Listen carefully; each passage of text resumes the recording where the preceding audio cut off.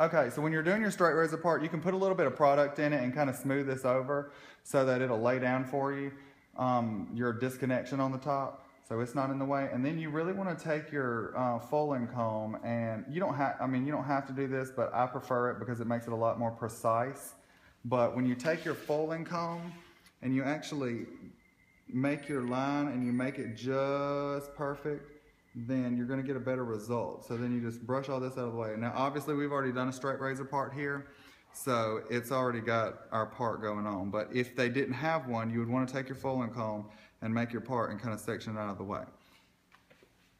We've come outside so you can see this a little better in the sunlight, so it's real visible for you to see. What you want to do is you want to change your razor blade every time you do this. It's a little more expensive, but you want to because you need to control cross-contamination. You want to start with maybe like a leave-in or a paste, any kind of texturizing spray or product. Alright, so we want all this hair combed over here and pushed out of the way. We want to push all this hair down.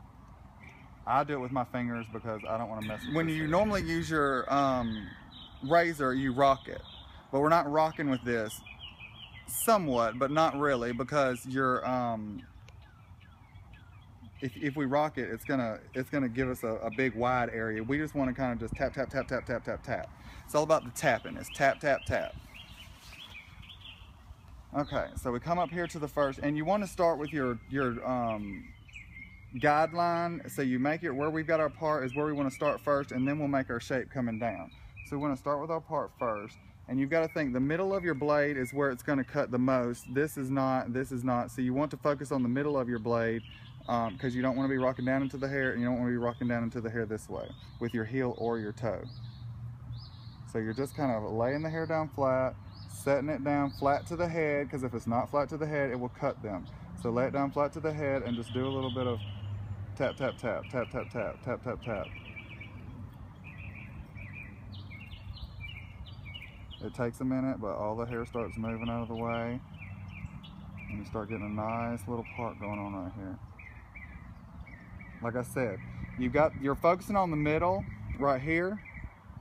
This is as far as I want my part to come back. So I'm only bringing my heel back here because if you try to do the middle back here, your part's going to come all the way back here.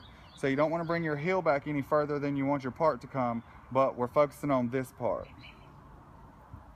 And as we come down, we're making it wider and wider and wider, and just keep it straight with their scalp. Now as you come up here, you're going to take these little pieces off. Okay, so while I'm tapping, I'm resting this part of my finger on his head, okay, to steady my finger so I don't cut him or anything. All right, tap, tap, tap, tap, tap, tap. We're tapping.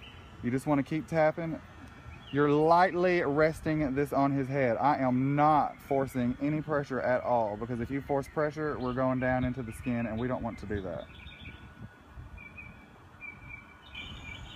We're just holding down.